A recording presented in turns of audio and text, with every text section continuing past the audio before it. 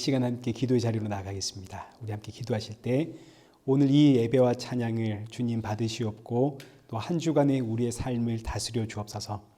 이 시간 우리의 모든 또 한 주간의 죄와 불순종과 연약함 고백하오니 용서하여 주옵시고 새 힘과 능력 허락하여 주옵소서. 우리 함께 기도하며 예배의 자리로 나가겠습니다. 기도하겠습니다.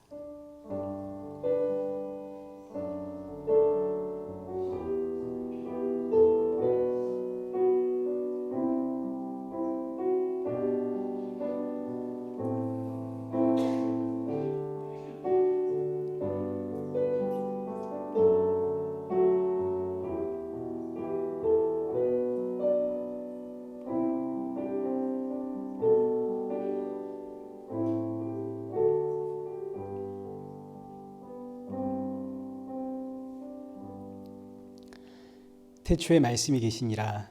이 말씀이 하나님과 함께 계셨으니 이 말씀은 곧 하나님이시니라. 살아계신 하나님 아버지, 오늘 이 예배 자리로 우리를 인도하심에 감사를 드립니다.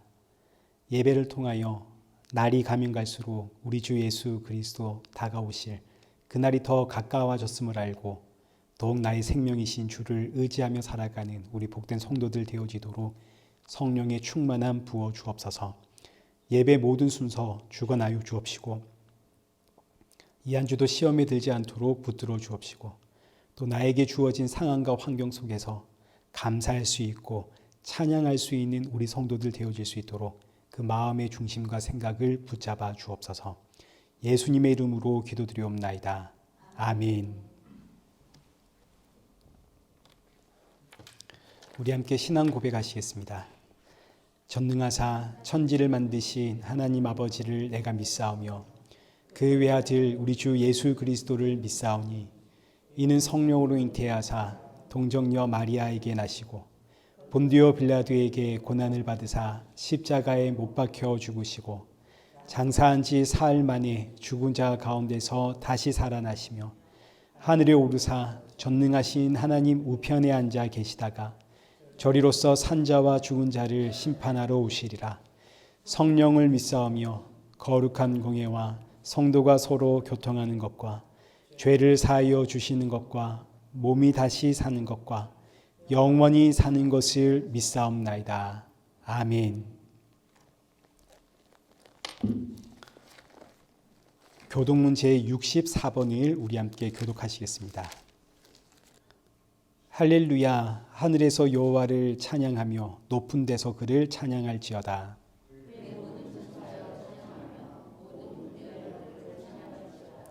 해와 달아 그를 찬양하며 밝은 별들아 다 그를 찬양할지어다.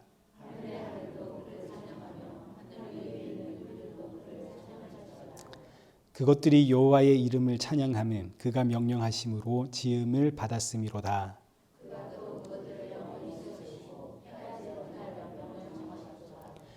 여호와의 이름을 찬양할지어다. 그의 이름이 홀로 높으시며 그의 영광이 땅과 하늘 위에 뛰어나심이로다. 그가 그의 백성의 뿔을 높이셨으니 그는 모든 성도 곧 그를 가까이 하는 백성 이스라엘 자손의 찬양 받을 이시로다. 할렐루야. 아멘. 우리 찬송가 37장 우리 함께 찬양하시겠습니다.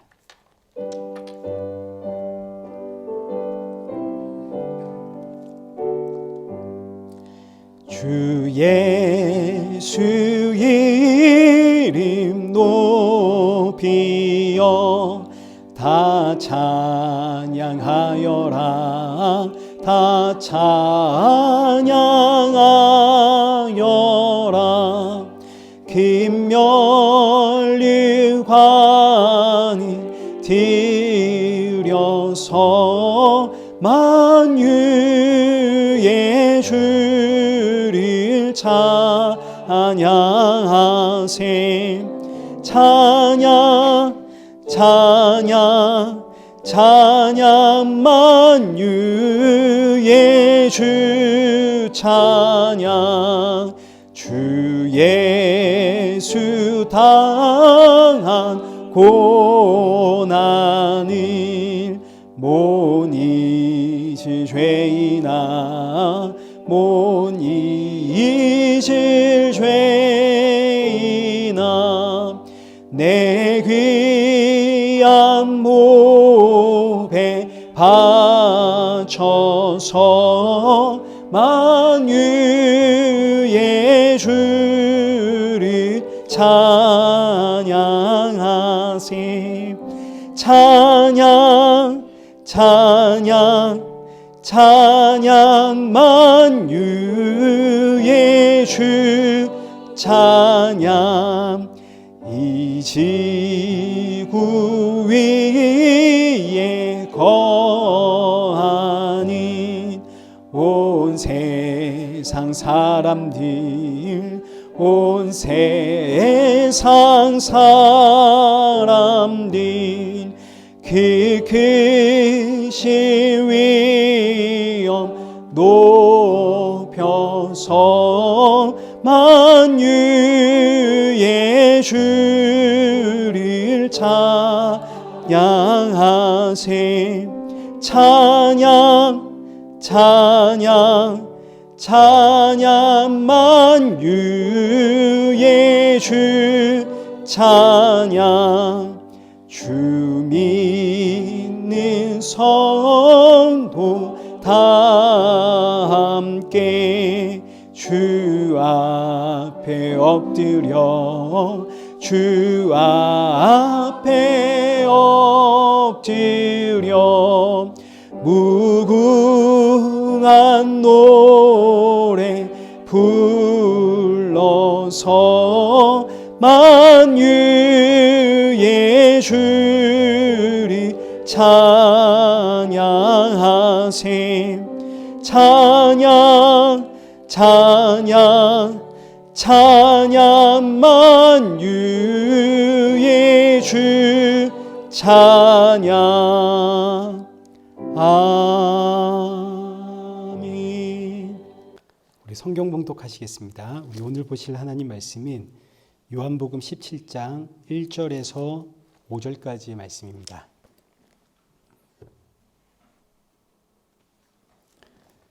요한복음 17장 1절에서 5절까지 우리 한 절씩 교독하겠습니다. 예수께서 이 말씀을 하시고 눈을 들어 하늘을 우러러 이르시되 아버지여 때가 이르렀사오니 아들을 영화롭게 하사 아들로 아버지를 영화롭게 하게 하옵소서.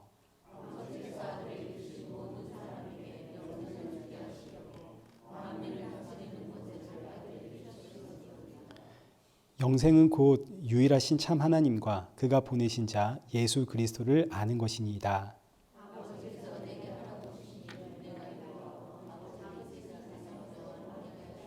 함께 읽겠습니다.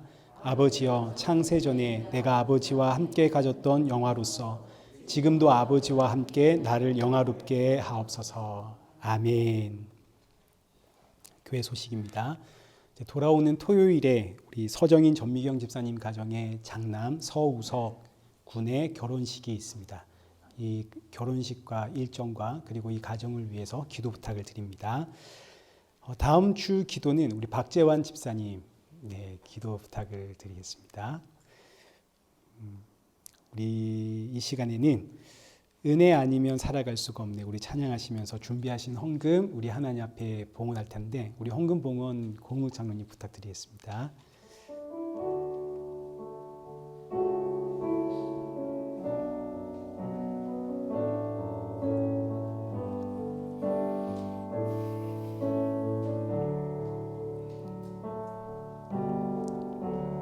은혜 아니면 살아갈 수가 없네.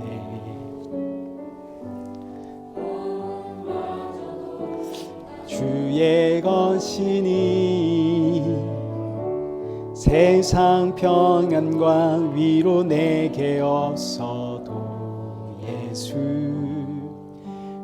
예수뿐이네. 크신 계획 다 볼 수도 없고 작은 고난에 지쳐도 주께 묶인 나의 모든 삶 버티고 견디게 하시네. 은혜 아니면 살아갈 수가 없네. 나의 모든 것 다 주께 맡기니 참된 평안과 위로 내게 주신 주 예수, 오직 예수뿐이네. 기도하겠습니다. 살아계신 하나님 아버지, 감사합니다. 이 시간 주님 앞에 빈손으로 나오지 않게 하심도 감사를 드립니다. 비록 우리가 드리는 것 작은 예물이지만, 그러나 이 예물 준비할 때마다 날 위해 십자가에 죽으신 예수 그리스도를 기억하게 하시고, 돌아가는 우리의 마음속에 그 십자가의 보혈만 충만케 하여 주옵소서. 주시는 말씀을 통하여 나의 모습 다시 한번 돌아보고 점검하며 이 한 주도 십자가의 증인으로 살아가는 성도가 될 수 있도록 우리의 삶을 인도하여 주옵소서. 예수님의 이름으로 기도드리옵나이다. 아멘. 우리 오늘 본문은 요한복음 17장 1절에서 5절입니다. 창세전 영화라는 제목으로 우리 오늘 본문의 말씀 우리 함께 살펴보도록 하겠습니다. 요한복음 17장은 대제사장의 기도라고 불리우는데, 이제 우리가 잘 알듯이 대제사장은 하나님과 사람 사이의 중보자입니다. 선악과 사건 이후로 사람은 하나님으로부터 끊어져 버린 죄인이 되었습니다.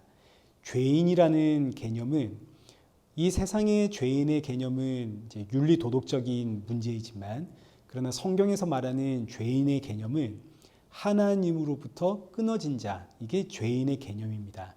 그리고 동시에 이렇게 하나님으로부터 끊어진 것을 우리는 죽음이라고 표현을 하죠. 그러니 지금 사람에게 있어서 가장 시급한 문제는 하나님과 끊어진 관계를 회복시키는 것인데, 이게 사람에게서는 불가능한 일입니다. 하나님이 끊어버린 관계를 사람이 무슨 재주로 회복시킬 수 있겠습니까? 오직 하나님께서 긍휼히 여겨주시는 마음, 하나님의 그 자비와 불쌍히 여겨주시는 마음이 끊어진 관계를 회복시켜 줄 수 있는 겁니다. 그러니 사람은 그저 하나님께서 베풀어 주실 은혜만 바라보게 되는 거죠. 내가 하나님께 드리는 그 어떤 노력과 정성과 열심과 의지와 각오도, 그리고 기도도 하나님을 절대 움직이게 할 수가 없다. 그래서 우리는 그저 하나님의 은혜만 구한다. 그리고 알다시피 하나님은 은혜와 자비와 긍휼의 하나님이십니다. 하나님께서 이 인생들, 우리를 불쌍히 여기시고 하나님과의 관계를 회복시킬 수 있는 이제 유일한 방법을 하나 주셨는데, 그것이 구약의 예배와 제사장 제도입니다. 이제 사람은 예배를 집행하는 제사장을 통해서 하나님을 만날 수 있고 하나님과의 관계가 회복될 수가 있습니다. 그래서 이 제사장을 하나님과 사람 사이의 중보자, 하나님과 사람을 연결시켜 주는 자, 이렇게 부르는 거죠. 죄인은 하나님 앞에 설 수 없기 때문에 제사장이 이 사람의 죄를 짐승에게 전가시켜서 이 짐승을 잡아 피 흘림으로, 왜냐하면 죄의 삭은 사망이기 때문에 하나님 앞에서는 죄 있는 자는 전부 죽는 겁니다. 그러나 이 짐승이 나 대신 죽는 이 순간 일시적으로 사람은 하나님 앞에서 예배드릴 수 있는 존재가 되는 겁니다. 그 순간만큼은 죄 없는 존재가 되어 하나님 앞에 예배를 드리게 됩니다. 그러나 이런 죄사함은 그 순간만을 위한 일시적인 죄사함이기 때문에 성경은 제사장과 피 흘려 죽는 짐승을 통해서 하나님과 나 사이의 이 관계를 완전히 영원히 회복시켜줄 메시아를 이야기하게 됩니다. 그러니까 제사장이라고 하는 제도도 메시아에 대한 그림자이고, 피 흘려 죽는 짐승의 피를 흘리는 것이 구약의 예배 아닙니까? 그러니 구약의 예배도 메시아에 대한 그림자입니다. 결국 장차 오실 메시아, 참 제사장이고 동시에 하나님의 어린 양으로 이 땅에 오실 그 메시아만이 하나님과 사람 사이에 끊어진 관계를 회복시켜주는 유일한 방법이다 하는 것을 하나님께서 구약 성도들에게 내내 알려주었습니다. 그럼 이제 이 메시아가 대체 누구냐? 히브리서 9장 11절 보십시오. 그리스도께서는 장래 좋은 일의 대제사장으로 오사. 대제사장이 누구라고요? 예수 그리스도. 12절. 염소와 송아지의 피로 하지 아니하고 오직 자기의 피로 영원한 속죄를 이루었습니다. 예수님이 대제사장으로 이 땅에 오신 메시아이고 동시에 예수님이 이 세상 모든 죄를 짊어지고 가는 하나님의 어린 양, 대속 제물입니다. 그래서 이제는 하나님과 나 사이에 예수님이 계시기 때문에 성도는 언제 어디서나 하나님 앞에서 예배할 수 있는 존재가 되었습니다. 그 대제사장이신 예수님의 기도가 오늘 본문 요한복음 17장에 기록되어 있기 때문에 이 기도를 대제사장의 기도라고 표현을 합니다. 성경에 예수님께서 기도하셨다라는 말씀들이 곳곳에 나오지만 그러나 그 기도의 내용을 자세하게 기록한 성경은 오늘 이 본문뿐입니다. 마태복음에도 예수님의 기도가 기록되어 있긴 한데 우리가 이걸 흔히 주기도문이라고 부릅니다. 그러나 이 기도는 예수님이 하신 기도가 아니라 예수님이 제자들에게 기도를 어떻게 해야 하는지 가르쳐 주신 기도문입니다. 예수님께서 직접 기도하신 내용은 아니죠. 예수님의 기도의 내용은 오늘 본문이 거의 유일하다 할 수 있는데 이 기도를 통해서 우리가 이 요한복음 17장 전체를 우리가 살펴보면서 앞으로 살펴봄을 통해서 예수님께서 우리를 부르신 목적과 그리고 이 땅에서 예수님이 우리를 어디로 이끌고 가는지에 대한 그 방향에 대한 것을 우리가 정확하게 알게 될 겁니다. 오늘은 창세전 영광이라는 주제로 오늘 본문을 살펴볼 텐데 우리 1절을 한번 보겠습니다. 예수께서 이 말씀을 하시고 눈을 들어 하늘을 우러러 이르시되 아버지여 때가 이르렀사오니 아들을 영화롭게 하사 아들로 아버지를 영화롭게 하옵소서. 이 말씀 우리 지난주에도 살펴보았듯이 십자가를 잘 지게 해 주십시오라는 기도의 제목입니다. 십자가는 아들을 향한 아버지의 뜻입니다. 아버지의 뜻이 아들이 십자가로 가는 거죠. 그래서 예수님은 지금 나를 향한 이 아버지의 뜻을 잘 이룰 수 있고 그 아버지의 뜻에 잘 순종할 수 있도록 저를 도와주십시오 하고 기도하는 게 이 1절의 간구입니다. 이 기도의 간구처럼 예수님 아버지의 뜻을 잘 이루어 온전히 순종하여 십자가를 지게 되는데 바로 이것이 예수님의 영광이 되는 거죠. 아버지의 뜻에 온전히 순종함이 예수님께 영광이 되고 동시에 아들이 아버지의 말씀에 온전히 순종함으로 십자가를 질 때 이것이 아버지에게 영광이 된다는 겁니다. 그리고 이것이 이제 오늘 우리가 살펴볼 창세전 영광입니다. 여기 다시 1절 말씀 보시면 때가 이르렀사오니 여기서 이 때가 십자가의 때입니다. 십자가를 온전히 짊어지게 될 때 예수님은 영광을 받습니다. 아버지로부터 영광을 받게 되는데 이제 이 말씀이 어디로 연결이 되냐면 오늘 본문의 결론인 5절로 연결이 됩니다. 아버지여 창세전에 내가 아버지와 함께 가졌던 영화로서 지금도 아버지와 함께 나를 영화롭게 하옵소서. 예수님은 십자가에서 영화롭게 되셨는데 이 영화로움이 어디로 비교가 되냐면 창세전에 아버지와 아들이 가졌던 영화로움과 비교가 됩니다. 창세전에 아버지와 아들이 가졌던 영화로움이 어디서 드러나느냐 한거 하니 예수님의 십자가에서 드러나더라 이런 이야기가 되는 거죠. 그래서 5절에 창세전 내가 아버지와 함께 가졌던 영화로서 지금도 아버지와 함께 나를 영화롭게 하옵소서. 여기서 지금은 십자가 사건을 이야기합니다. 그럼 대체 창세전 아버지와 아들이 가졌던 그 영화로움이 뭐길래 이 영화로움이 십자가에서 나타난단 말인가? 이게 오늘 우리가 살펴볼 결론의 내용입니다.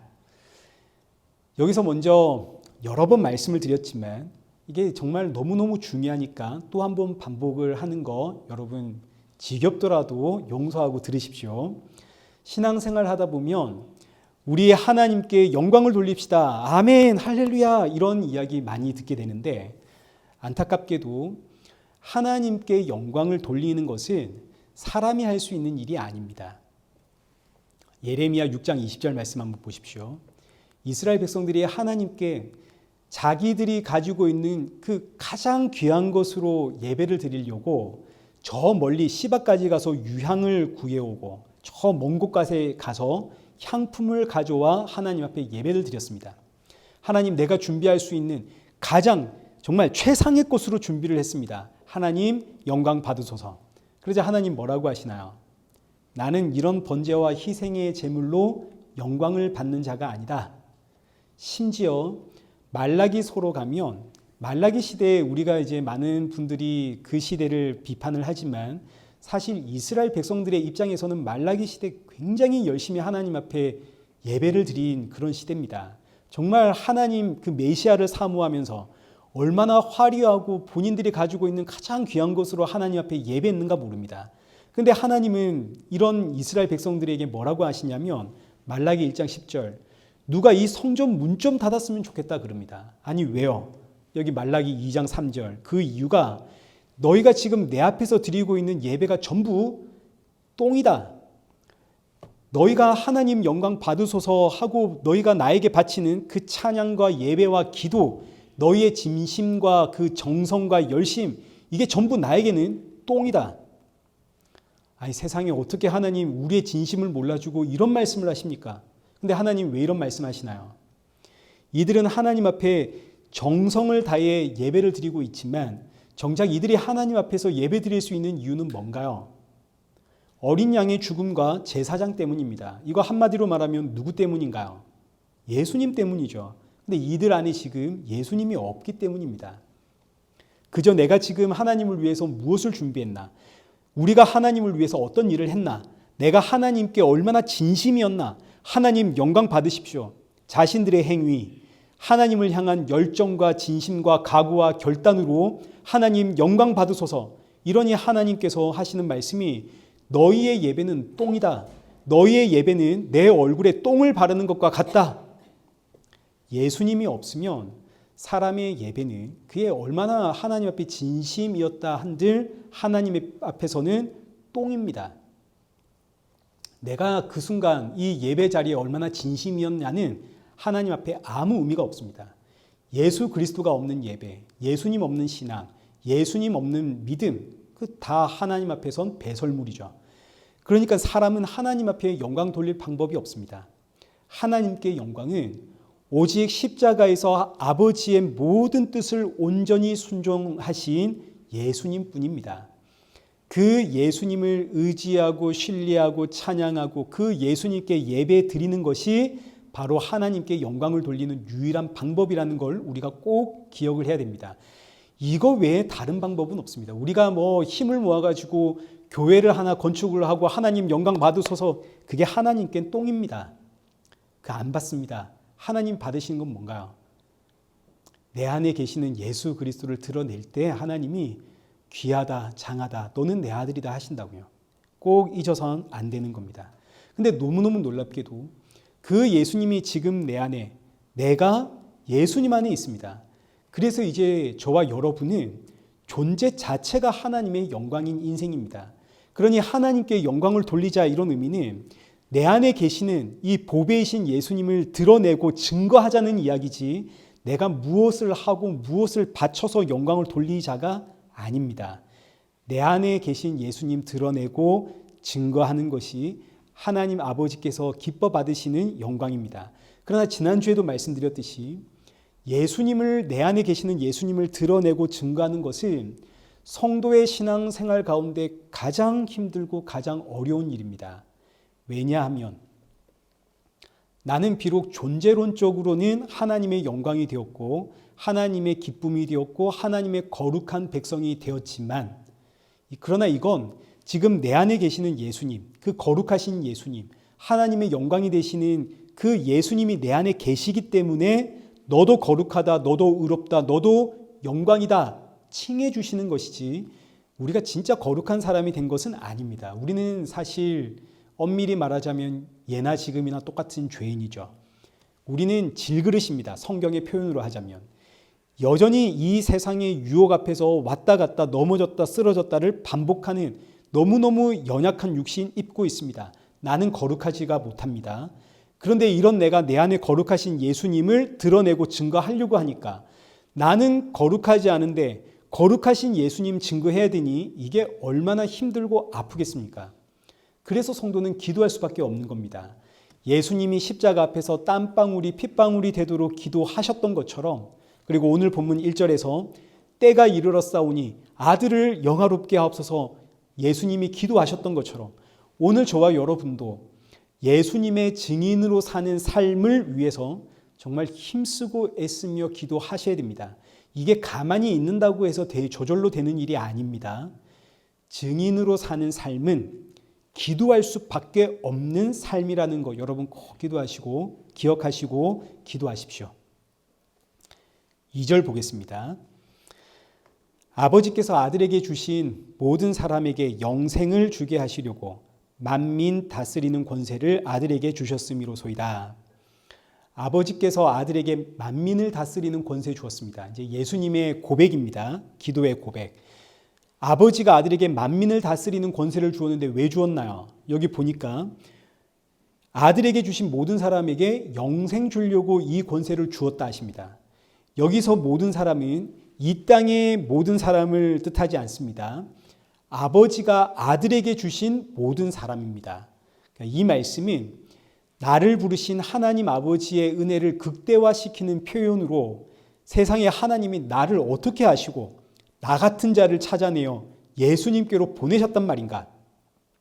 세상 모든 사람이 나를 몰라주는데 내가 어디에 사는지도 모르는데 이 세상을 창조하신 하나님이 세상에 나를 아시고 나를 불러주시다니 얼마나 놀랍고 감사한 은혜인지 이 말씀은 그 자체가 감동이고 감격입니다.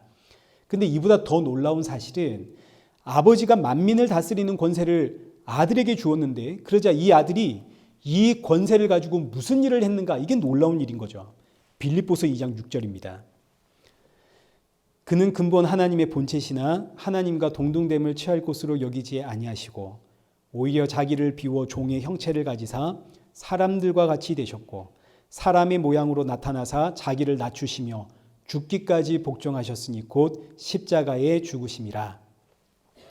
아버지께서 아들에게 만민을 다스리는 권세를 주었더니 이 아들은 그 권세를 가지고 이 세상을 막 휘두르고 사람을 휘두른 것이 아니라 하나님의 자리를 떠나 사람의 모양으로 오시어 십자가에서 죽으시더라 이거죠. 아니 왜요? 만민을 다스리는 권세를 받았으면 이 악한 세상, 이 부조리가 가득한 세상 이 완전히 뒤집어 엎어야 되는 거 아닙니까? 그러나 아버지가 아들에게 만민을 다스리는 권세 주신 이유는 이 세상을 뒤집어 엎으라고 주신 것이 아니라 아들에게 주신 모든 사람에게 영생을 주려고 이 권세를 아들에게 주었습니다. 아들은 아버지의 뜻을 알기 때문에 나에게 주신 모든 사람들에게 영생을 주기 위해 이 권세를 가지고 하늘 보좌를 버리고 이 땅에 오시어 십자가에 죽으시더라. 그러니까 이 의미는 아들의 죽음이 아니고서는 영생을 사람들에게 줄 수가 없다 이런 이야기입니다. 그러니까 아들이 받은 권세는 십자가에서 죽기 위한 권세입니다. 세상의 상식으로는 도무지 이해가 안 되는 권세죠. 아니 만민을 다스리는 권세를 받았는데 왜 죽는단 말입니까? 세상의 상식과 가치로는 도무지 이해가 안 되지만 그러나 이것이 기독교 신앙의 핵심입니다.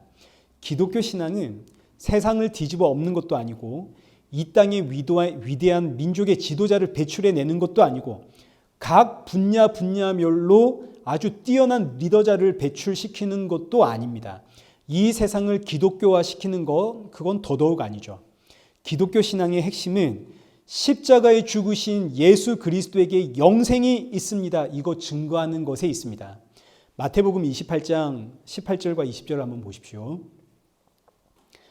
예수께서 나와 말씀하여 이르시되 하늘과 땅의 모든 권세를 내게 주셨으니 볼지어다 내가 세상 끝날까지 너희와 항상 함께 있으리라. 하늘과 땅의 모든 권세를 가지신 예수님이 세상 끝날까지 나와 함께 한다 하십니다. 그러면 하늘과 땅의 그 모든 권세가 지금 나에게 있는 거 아닙니까? 그럼 이 세상이 전부 나에게 복종을 해야 할 거 아닙니까? 내 삶의 모든 장애물 이거 전부 다 사라지고 온 세상이 나 앞에 절하고 섬기고 그래야 될 것인데 그러나 예수님께서 받으신 그 하늘과 땅의 권세는 예수님 십자가의 죽으심으로 자기 백성들에게 영생을 주기 위한 권세입니다. 이 세상이 생각하는 그런 권세가 아니라고요. 그래서 이 권세를 가지신 예수님이 성도와 함께하니 성도에게 어떤 일이 일어났는가? 스데반 집사님을 보십시오. 하늘과 땅의 권세를 가지신 예수님이 스데반과 함께하니까 스데반은 돌에 맞아 죽어가는 그 순간까지도 주 예수를 믿으십시오. 예수 그리스도 안에 영생이 있습니다. 이거 외치다가 죽고, 사도 바울 보십시오. 하늘과 땅의 권세를 가지신 예수님이 사도 바울과 함께 있으니 사도 바울이 감옥에서 그렇게 쓸쓸히 죽어가면서도 끝까지 주 예수를 믿으라, 그리하면 너와 내 집이 구원을 얻으리라, 이거 외치며 죽어갑니다. 이것이 바로 아들이 받은 권세고 그 아들이 나와 함께 계심으로 저와 여러분이 받은 권세입니다. 성도가 받은 권세는 이 세상과 맞서 싸우는 권세가 아닙니다. 성도의 권세는 이 세상을 향해 그 어떤 상황과 또 조건 속에서도 주 예수를 믿으라, 그리하면 너와 내 집이 구원을 얻으리라, 이거 외치는 복음 증거의 권세입니다. 세상이 말하는 권세는 성경에는 없습니다. 성경은 끊임없이 성도를 향해 너는 이 땅의 나그네다, 외국인이다, 너에게는 가야 할 본향이 있다, 우리의 시민권은 저 천국이다, 이걸 우리에게 증거하고 있다는 걸 여러분 꼭 기억을 하십시오. 성도의 권세는 이 세상의 권세가 아니라 복음 증거의 권세라는 거. 자, 그럼 이제 영생이 뭔지를 좀 알아야겠습니다. 영생을 위해 예수님이 만민을 다스리는 권세를 가지고 십자가에 죽으셨는데, 그럼 대체 이 영생이라는 게 뭐냐? 세상이 말하는 영생은 영원히 사는 것인데 성경이 말하는 영생은 좀 다릅니다. 왜냐하면 사람은 원래가 영생하는 존재거든요. 죽음이 끝이 아닙니다.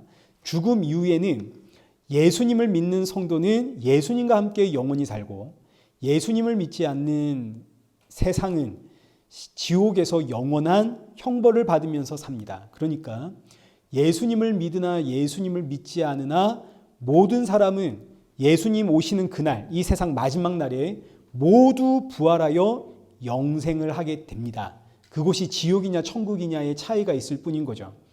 그렇다면 성경이 말하는 영생은 뭐냐? 여기 3절입니다. 영생은 곧 유일하신 참 하나님과 그가 보내신 자 예수 그리스도를 아는 것이니이다. 영생이 뭐냐면 유일하신 참 하나님을 아는 것이고 동시에 그가 보내신 자 예수 그리스도를 아는 것이 영생입니다. 먼저 유일하신 참 하나님을 아는 것이 영생이라고 할 때 유일하신 참 하나님이라 이 표현이 중요합니다. 유일하신 참 하나님, 이런 표현 쓴 건 가짜 하나님도 있다, 이런 이야기 아닙니까?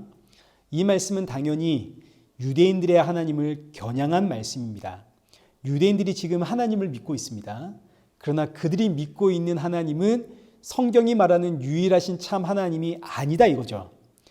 이 말씀 오늘날 교회에도 고스란히 적용되는 말씀입니다. 교회가 하나님 믿고 있습니다. 성경을 통해서. 이제 성경을 안 보는 교회 없죠. 모든 교회가 성경을 통해서 하나님을 믿고 있는데, 근데 그 하나님이 성경이 말하고 있는 유일하신 참 하나님이 아닐 수도 있는 겁니다. 오늘 저와 여러분이 하나님을 믿습니다. 그러나 우리가 지금 믿고 의지하고 고백하는 하나님이 유일하신 참 하나님이 아닐 수도 있습니다. 그러니 지금 교회의 가장 시급한 일은 유일하신 참 하나님을 아는 겁니다. 근데 보십시오. 예수님 시대 유대인들, 그때 이제 구약 성경밖에 없었습니다. 신약 성경은 아직 쓰여지지 않은 시대입니다. 근데 유대인들 구약 성경의 박사들 아닙니까? 근데 이들이 이 구약 성경을 통해서 유일하신 참 하나님을 알았나요? 몰랐나요? 몰랐죠. 많은 분들이 자꾸 착각하시는 게 뭐냐면 성경을 통해서 하나님을 알 수 있다는 착각을 합니다. 근데 여러분, 그렇지가 않습니다. 성경을 통해서 참 하나님을 알 수 있다면 예수님이 십자가에 죽을 이유가 없습니다. 하나님께서 유대인들에게 성경 주셨죠. 구약 성경. 이 성경을 통해서 참 하나님을 알았다면, 이제 오늘 본문 보십시오.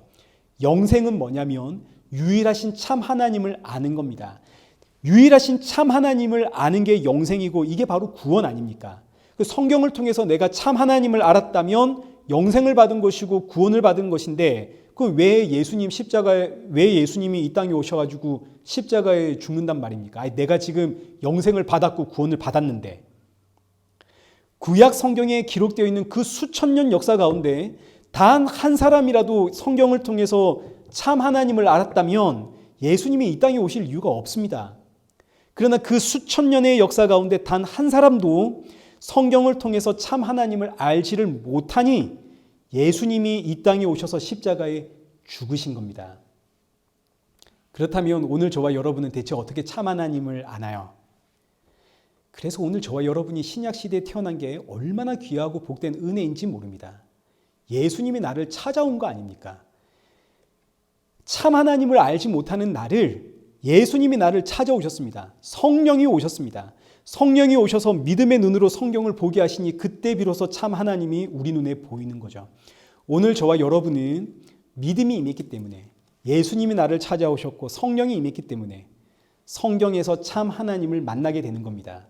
믿음이 없고 성령이 임하지 않았고 예수님이 나를 찾지 않았다면 이 성경을 수천 번을 읽고 암송을 해도 참 하나님 모릅니다. 유대인들이 증거입니다. 지금도 유대인들은 성경을 그렇게 달달 외워도 유일하신 참 하나님이 누군지를 모릅니다. 그럼 이제 유일하신 참 하나님은 누구신가? 이제 본문 3절을 보십시오. 이 본문 3절의 문법이 동격절이라고 해서 앞에 시작한 문장을 뒤에 나오는 문장이 보충 설명한다, 이런 그 문법입니다. 앞에 등장한 문장은 뭐냐면 영생은 유일하신 참 하나님을 아는 겁니다. 이게 이제 첫 번째 문장입니다. 영생은 유일하신 참 하나님을 아는 것. 여기에 대한, 그럼 유일하신 참 하나님이 누구냐, 여기에 대한 풀이가 그 다음 그가 보내신 자 예수 그리스도를 아는 겁니다. 이렇게 해석이 되는 본문입니다. 그러니까 유일하신 참 하나님을 아는 것은 누구를 아는 건가요? 예수님을 아는 거라고요. 유일하신 영생은 유일하신 참 하나님을 아는 것인데 그건 바로 예수 그리스도를 아는 것이다, 이런 문법입니다. 그래서 믿음은 예수님 믿는 게 믿음입니다. 성령이 임하면 성령이 내 안에서 누구를 믿게 하나요? 예수님이 행하신 일을 알게 하고 믿게 하죠. 그래서 사도 바울의 이 고백을 보십시오. 사도 바울이 다른 말 안 합니다. 고린도전서 2장 2절, 내가 너희 중에서 예수 그리스도와 그가 십자가에 못 박히신 것 외에는 아무것도 알지 아니하기로 작정하였느니라. 이게 믿음의 이야기입니다. 지금 고린도 교회에 믿음에 대한 수많은 내용들이 막 흘러나오고 넘치고 난리가 났거든요. 나는 이렇게 믿는다, 난 저렇게 믿는다, 믿음에 대한 수많은 내용들이 쏟아지며 교회를 혼란스럽게 할 때 사도 바울이 단 한마디로 믿음이 무엇인지를 정리를 하는데, 믿음이란 십자가에 죽으신 예수 그리스도를 믿는 것이다. 갈라디아 교회도 믿음에 대한 내용 때문에 교회가 너무너무 혼란스럽습니다. 이때 사도 바울이 한마디로 정리를 해주는데, 갈라디아서 3장 1절, 어리석도다 갈라디아 사람들아, 예수 그리스도가 십자가에 못 박히신 것이 너희 눈앞에 밝히 보이거늘 누가 너희를 꾀더냐. 믿음의 내용은 예수 그리스도입니다. 그래서 예수님을 골로새서 2장 2절에 하나님의 비밀이라고 하는 겁니다. 하나님의 비밀. 하나님의 비밀. 이 비밀을 알아야 하나님을 아는 겁니다. 비밀을 풀어야 하나님을 우리가 알게 되는데, 그 비밀을 풀어보니까 세상에 그 비밀이 예수님이시더라. 그래서 이어지는 3절이 예수 그리스도 안에 지혜와 지식의 모든 보화가 감추어져 있느니라. 뿐만 아니라 예수님 믿는 것이 영생이기 때문에, 예수님 아는 게 영생이기 때문에 요한복음 5장 39절, 너희가 성경에서 영생 얻는 줄 생각하고 성경을 연구하거니와 이 성경이 곧 내게 대하여 증언하는 것이니라. 성경에 영생의 비밀이 있습니다. 유대인들이 너무너무 압니다. 영생은 하나님을 아는 겁니다. 그래서 유대인들이 얼마나 열심을 내고 부지런히 성경을 연구했는지. 그런데 예수님 말씀이 이 성경은 나를 증거하는 것이야. 그러니까 예수님 누구라는 이야기인가요? 유일하신 참 하나님이라는 이야기죠. 참 하나님을 아는 것은 예수님을 아는 것이고, 예수님 아는 것이 성경은 영생이다, 이렇게 표현을 하는 겁니다. 그렇다면 이제 아는 게 뭔지를 좀 알아야겠습니다. 예수님을 안다는 게 무슨 의미인가? 일단 여기서 영생은 예수님을 아는 것인데, 아는 게 뭐냐? 여기서 안다라는 단어가 지식적으로 안다라는 의미가 아니라 마치 부부가 서로를 알듯이 깊이 아는 영적인 교제, 이게 이제 안다는 뜻입니다. 부부가 서로를 알듯이. 그래서 이걸 가지고 이제 많은 분들이 여러분 예수님과의 깊은 교제를 가십시오. 예수님과의 그 인격적인 만남과 인격적인 교제를 가지십시오. 이런 이야기를 많이 하게 되는데, 근데 여러분은 예수님과의 인격적인 교제, 예수님과의 깊은 영적인 만남, 이런 이야기를 가져라 하면 이제 이런 이야기들이 여러분들은 이해가 되십니까? 예수님과의 인격적 만남이 뭔지가 이해가 되시나요? 예수님과의 깊은 영적인 교제가 뭔지 이해가 되시나요? 저는 사실 부끄럽게도 솔직히 이런 이야기들이 하나도 이해가 안 됩니다. 영생은 예수님을 아는 것인데 단순히 지식적 차원이 아니라 예수님과의 인격적인 깊은 교제를 가지는 것이다. 아, 그렇구나. 근데 저는 사실 이게 도무지 무슨 소리인지 하나도 이해가 안 됩니다. 왜 그럴까? 고민할 이유가 없죠. 제가 예수님을 모르니까 그렇습니다. 지식적으로는 예수님을 아는데 마치 저 연예인, 유명한 운동선수를 아는 것처럼 성경을 통해서 분명히 예수님을 알고는 있는데 예수님과의 깊은 영적인 교제가 뭔지를 모른다. 이걸 보니까 나는 예수님 모르는 거죠. 그러니 예수님과의 인격적인 교제를 하십시오 하면 저는 그게 무슨 말인지 도무지 이해가 안 되는 겁니다. 뿐만 아니라 제가 저를 보니까 저는 교제가 예수님과의 깊은 인격적인 교제가 없는 것 정도가 아니라 일방적으로 그냥 예수님 무시하며 사는 인생입니다. 아니 지금 내가 화가 났는데 내 속에서 천불이 났는데 내 분이 아직 덜 풀렸는데 씩씩대며 살아가는 제 모습을 보니까 나는 그냥 내 감정대로 그래도 어른이니까 표 안 내려고 하면서 살아가는 인생이지 저 누가 말하는 것처럼 예수님과의 깊은 인격적인 교제 그게 뭔지를 모르겠습니다. 부부가 서로를 알듯이 예수님과 깊은 교제를 해라. 저희 부부는 이제 결혼한 지 벌써 20년째인데 지금도 서로 보면서 참 내가 모르겠다 그러거든요. 부부도 살을 맞대고 살아가는 부부도 서로 모른다 그러는데 예수님과의 깊은 인격적인 교제. 근데 여러분 이게 비단 저만의 이야기겠습니까? 지금 여러분들이 아닌 척하고 앉아 계셔도 이게 다 여러분의 이야기입니다. 지금 제가 예수님과의 깊은 영적인 교제, 인격적인 만남이 뭔지를 모르겠다 이러니까 충격받으신 것 같은 표정으로 몇 분 지금 앉아 계시는데 그러시면 안 되는 겁니다. 우리 목사님의 영적 수준 이것밖에 안 되나 이렇게 생각하시면 안 됩니다. 왜냐하면 이게 전부 우리의 이야기입니다. 우리가 다 똑같습니다. 저와 여러분뿐만 아니라 이 땅의 모든 사람들이 다 이와 같습니다. 오히려 예수님을 안다는 사람들, 예수님과 인격적인 교제를 가지고 있다고 말하는 사람들이 문제입니다. 이분들은 지금 자기들이 말하는 게 뭔지를 모릅니다. 그냥 그럴듯해 보이고 멋있어 보이니까 이런 이야기를 하는 건데 왜냐하면 우리는 예수님 압니다. 근데 사실 우리는 예수님을 모르는 인생입니다. 예수님은 천지를 창조하신 하나님입니다. 누가 그 하나님을 마치 부부처럼 알 수 있단 말입니까?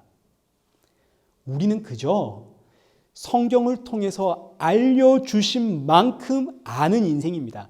알려주신 만큼 그래서 그 아는 범위가 조금 넓어질 때 그때 오는 감격과 감동 앞에 우리는 부르르 떨며 감사와 찬양을 하는 인생이지 그 이상은 알 수가 없습니다. 모릅니다. 하나님은 우리에게 알려주신 것보다 알려주신 게 훨씬 많습니다. 여러분 우리가 아내를 안다고 저 사람을 안다고 할 때 이 사람이 나에게 가르쳐 준 것보다 숨기고 있는 게 훨씬 많으면 내가 이 사람 아는 건가요? 모르는 건가요? 안다고 하지만 사실은 내가 이 사람 모르는 거죠. 하나님이 나에게 가르쳐 주신 것은 정말 일부분입니다. 성경을 통해서. 하나님은 우리에게 감추고 있는 게 훨씬 많죠. 하나님 알 수 있다 할 수 있습니까? 예수님 알 수 있다 그럴 수 있나요? 예수님과 깊은 인격적 교제 가지고 있다 그럴 수 있나요? 없죠. 우리는 모른다고요. 알려주신 만큼만 아는 인생입니다. 성령이 오셨기 때문에 예수님을 믿지만 예수님을 믿는다는 것이 곧 예수님을 안다는 뜻이기도 하지만 그러나 사실 우리는 엄밀히 말하면 예수님을 모르죠. 우리가 어떻게 감히 창조주 하나님을 압니까? 우리가 아는 것은 그저 죽으시고 부활하시고 승천하시고 이제 곧 다시 오실 예수 그리스도를 알죠. 근데 그 이상은 모릅니다. 여기서 나는 그 이상을 안다. 그럼 이제 이단이 되는 겁니다.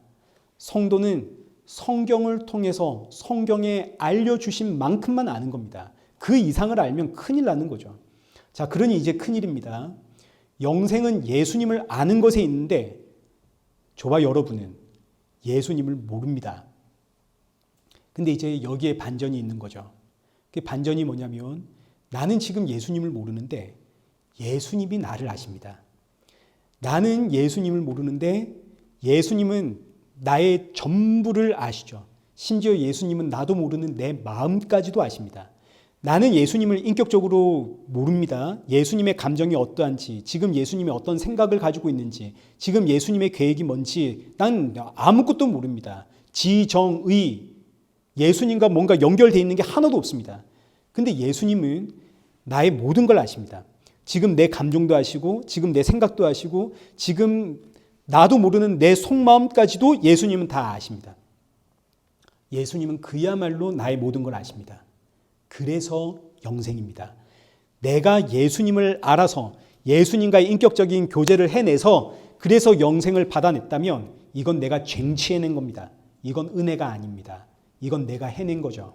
그러나 나는 도무지 예수님 알 길이 없고 나는 도무지 예수님을 모르는데 근데 예수님이 내가 너를 알잖아.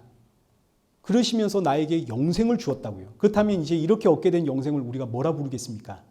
이건 은혜라고 말밖에 할 말이 없죠. 그래서 영생이란 내가 하나님을 아는 게 아니라 예수님이 나를 아는 겁니다. 여러분 이거 꼭 기억하십시오. 그래서 은혜입니다. 내가 예수님을 아는 게 아니라 예수님이 나를 아십니다. 나는 예수님의 전부를 모릅니다. 그저 알려주신 만큼 조금 압니다. 믿음으로 알고 지식적으로 압니다. 사실 엄밀히 말하면 모르는 거죠. 아는 것보다 감추어진 게 훨씬 많으니. 하지만 예수님은 나의 전부를 아십니다. 그래서 받게 된 영생. 그래서 은혜라는 걸 꼭 기억하십시오. 구약시대는 하나님을 알자. 우리가 힘써 하나님을 알자. 근데 구약시대 그 누구도 하나님을 알 수 있는 자가 없었습니다. 이게 그래서 신약시대 예수님이 오셨습니다. 이제 신약시대는 더 이상 구호가 여호와를 알자, 힘써 여호와를 알자, 예수 그리스도를 알자, 힘써 예수 그리스도를 알자. 이젠 이 구호가 아닙니다. 이건 구약시대의 구호입니다. 신약시대의 구호는 그렇지가 않습니다. 신약시대의 구호는 예수님이 나를 아신답니다. 내가 너를 안다. 내가 너를 안다. 나를 아시고 나를 찾아오신 예수님. 그래서 신약시대를 은혜의 시대라고 하는 겁니다. 구약인 율법의 시대. 율법의 시대니까 하나님을 알자. 하나님을 알자. 신약시대는 은혜의 시대기에 예수님이 네가 모르기에 내가 너를 찾아왔다. 우리는 당연히 예수님 아는 일에 힘을 써야 됩니다. 예수님 알기를 원합니다. 힘쓰고 애쓰며 기도해야 됩니다. 그러면 여러분들이 받게 되는 기도의 응답은 제가 답까지 알려드리는 겁니다. 지금 여러분이 받게 될 기도의 응답은 뭐냐면 이야 알고 봤더니 예수님이 이런 일도 저런 일도 하시고 예수님이 이런 분이고 이런 걸 알게 되는 게 아니라 기도의 응답은 걱정 마라. 너는 몰라도 내가 너를 안다입니다. 내가 너를 안다. 그래서 은혜라는 거 여러분 정말 잊어서는 안 됩니다. 내가 힘쓰고 애쓰고 예수님 알아가는 게 아니라 예수님이 나를 아시고 내가 예수님 찾아가는 게 아니라 예수님이 나를 찾아와 떠나지 않는다는 거 꼭 기억하십시오. 그리고 이제 오늘의 결론입니다. 4절과 5절. 아버지께서 내게 하라고 주신 일을 내가 이루어 아버지를 이 세상에서 영화롭게 하였사오니 이 4절의 문장이 미래 완료형입니다. 아직 이루어지지 않았지만 이미 이루어진 것처럼 표현하는 하나님의 계획은 계획하신 즉 성취입니다. 하나님께서 말씀하시면 그 순간 이루어진 거죠. 역사 속에서는 아직 시간이 걸릴 뿐입니다. 그래서 지금 예수님 십자가 지지 않았지만 마치 이미 십자가 끝낸 것처럼 표현을 하고 있는 겁니다. 여기 4절 아버지께서 내게 하라고 주신 일, 십자가의 죽음입니다. 이 일을 내가 온전히 이루어 아버지께 영광 돌렸습니다. 그리고 하는 말이 5절 아버지여, 창세전에 내가 아버지와 함께 가졌던 영화로서 지금도 아버지와 함께 나를 영화롭게 하옵소서. 창세전에 아버지와 아들이 가졌던 영화를 십자가에서 보게 된다는 이야기입니다. 아니, 대체 아버지와 아들이 창세전에 가졌던 그 영화로움이 어떤 영화로움이길래 이 영화로움을 십자가에서 보게 되는가? 창세전에 아버지와 아들이 가졌던 영화로움, 우리가 다 알 수는 없지만 성경을 통해서 알게 되는 건 딱 하나입니다. 바로 창조입니다. 천지창조. 창세전에 성경에 기록이 있나요, 없나요? 창세전에는 성경에 기록이 없죠. 성경의 기록은 태초에 천지창조에서부터 출발을 하는 겁니다. 그러니까 이 태초가 있기 전에는 아버지와 아들이 천지창조의 계획이 있었겠죠. 그러나 아버지의 계획은, 하나님의 계획은 계획하신 즉 곧바로 성취이기 때문에 아버지와 아들의 천지창조의 계획은 곧바로 천지창조의 성취로 이어져 이 천지창조가 아버지와 아들이 가지고 있었던 그 창세전 영화로움의 표출입니다. 여기 요한복음 1장 1절 보십시오. 태초에 말씀이 계시니라. 이 말씀이 하나님과 함께 계셨으니 이 말씀은 곧 하나님이시니라. 그가 태초에 하나님과 함께 계셨고 만물이 그로 말미암아 지은 바 되었으니 지은 것이 하나도 그가 없이는 된 것이 없느니라. 아버지와 아들이 함께 천지를 창조했다는 이야기를 하시죠. 아버지와 아들이 함께 천지 창조를 했습니다. 이 천지 창조가 바로 아버지와 아들이 이 천지를 창조하기 전 가졌던 영화로움의 표현입니다. 아버지와 아들이 창세전 가졌던 영화로움이 천지 창조로 표현이 됐다 이거죠. 그런데 이 천지 창조가 왜 십자가로 연결되냐면, 우리가 십자가를 이야기할 때 흔히 십자가 사건을 뭐라고 표현하는지 재창조라고 하죠. 여러분 한번 들어보셨을 겁니다. 십자가에서 재창조의 역사가 일어났다 이렇게 표현을 한다고요. 그래서 천지창조가 이 창세전 영화로움이 십자가로 연결이 되는 겁니다. 십자가는 아버지와 아들이 죄와 사망에 빠진 인생을 새로운 피조물 만들어 새하늘과 새 땅으로 끌고 가는 재창조의 역사이기 때문에 창세전 영광을, 그 천지창조의 영화로움을 십자가의 영화로움으로 연결을 시키는 거죠. 창조에서 재창조. 그래서 성도는 십자가를 통해서 창세전 아버지와 아들이 가졌던 그 영화로움을 보게 되는 것이고, 십자가를 통해서 성도는 새로운 피조물이 되고, 십자가를 통해서 성도는 새하늘과 새 땅에 천국 소망을 품게 되고, 십자가를 통해서 아버지와 아들이 나에게 행하신 그 크고 위대하신 창조의 섭리를 보게 되고, 그래서 우리가 십자가 그러는 겁니다. 사도 바울이 고린도전서 2장 2절에서 예수 그리스도와 그의 십자가 외에는 내가 아무것도 알지 아니하기로 작정했다 고백을 하는 거죠. 십자가는 단순히 예수님 나를 살리려고 죽으신 장소의 상징이 아니라 내가 거듭난 장소고, 내가 다시 태어난 장소고, 내가 새로운 피조물이 된 장소고, 천국으로 들어가는 문이고, 내가 과거에 어떤 존재였고 지금은 어떤 존재가 되었는가를 전부 함축하고 있는, 성도에게는 정말 너무너무 귀중한 은혜의 표입니다. 창세전 아버지와 아들이 가졌던 그 영화로움이 고스란히 담겨 있는 게 십자가입니다. 그러니 사랑하는 성도 여러분, 지치고 힘들 때는 십자가를 묵상하십시오. 아버지와 아들이 십자가에서 나를 살리려고 행하신 그 일은 창세전 아버지와 아들이 가지셨던 그 영화로움, 천지를 창조하셨던 일과 방불하다는 사실 앞에 감사와 찬송과 그리고 경배가 나오는 저와 여러분 되시기를 축원합니다. 우리 함께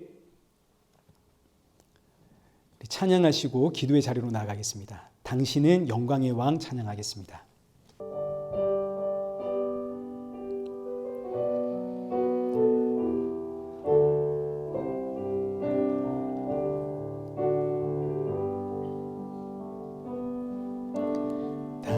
당신은 영광의 왕, 당신은 평강의 왕,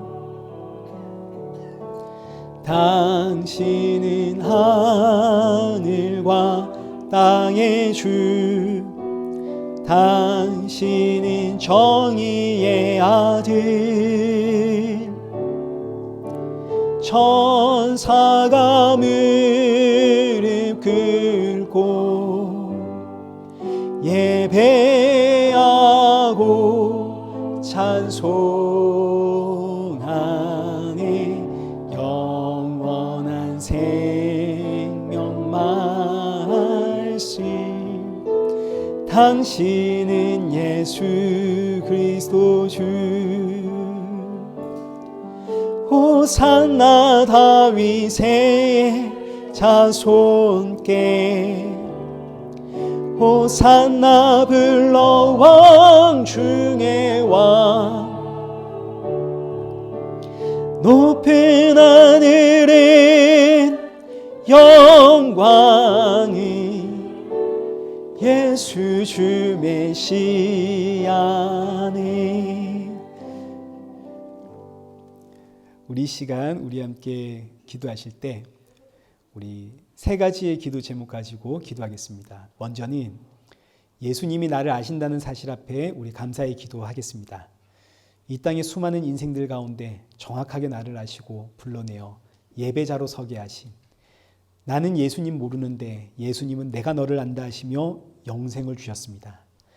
이 은혜 앞에 우리 감사의 기도하시고, 그리고 또 둘째는 십자가 바라보는 성도 되게 하소서. 힘들고 지칠 때마다 십자가 기억하며 내가 어떤 존재였고 지금은 어떤 인생이 되었는지, 그리고 십자가에서 천지를 창조하신 아버지와 아들이 어떤 일을 행하셨는지를 기억하며 새 힘을 얻는 그런 성도 되게 하옵소서. 우리 기도하시고, 마지막으로 우리에게 주신 복음 증거의 사명, 쉬운 일이 아닙니다. 나를 버려야 되고 나를 쳐서 복종시켜야 하는 너무너무 힘든 일입니다. 이 사명 잘 감당할 수 있도록 더욱 힘써 기도하는 성도가 되기를 우리 이 시간에 주신 말씀 붙잡고 우리 함께 기도의 자리로 나가겠습니다. 우리 기도하겠습니다.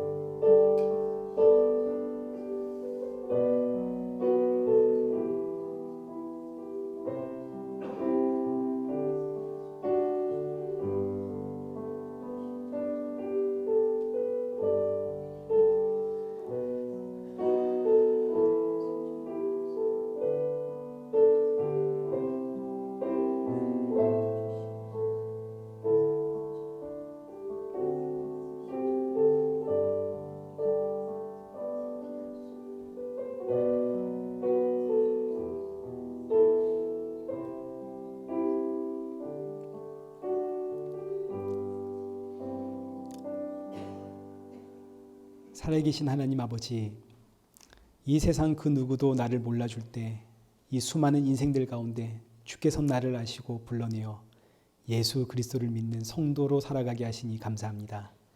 나는 여전히 주를 모르지만 그러나 주가 나를 아시니 이 사실 앞에 감동이 있고 또 새 힘을 얻는 성도가 되게 하여 주옵소서. 이 한 주도 여러 가지 일들이 우리 앞에 놓여 있습니다. 힘들고 지칠 때마다 나를 위해 천지를 창조하신 아버지와 아들이 십자가에서 또 어떤 일을 하셨는가를 기억하는 우리 성도들 되게 하시고, 하늘과 땅의 권세를 가지신 아들이 지금 나와 함께 있음을 알고 그렇기에 힘들고 지친 상황 가운데 더욱더 담대히 복음 증거하며 살아가는 성도 될 수 있도록 인도하여 주옵소서. 그러나 복음 증거의 삶이 쉽지 않음을 고백합니다. 나를 쳐서 복종시켜야 하는 너무나 힘든 일이기에 우리 사랑하는 성도들 이 일을 위하여 힘써 기도하게 하시고 또 이 사명 잘 감당할 수 있도록 지혜와 성령의 충만함 허락하여 주옵소서. 예수님의 이름으로 기도드리옵나이다. 아멘. 이제는 우리 주 예수 그리스도의 은혜와 성부 하나님의 크신 사랑과 성령 하나님의 위로교통 충만하심이 상황과 환경에 따라 울고 웃는 인생이 아니라 그 어떤 순간에서도 복음의 증인으로 살아가며 주님 다시 오실 그날 사모하며 살아가는 우리 일의 교회와 성도들과 온 세계 교회 머리머리 위에 이제로부터 영원토록 함께 있을지어다. 아멘.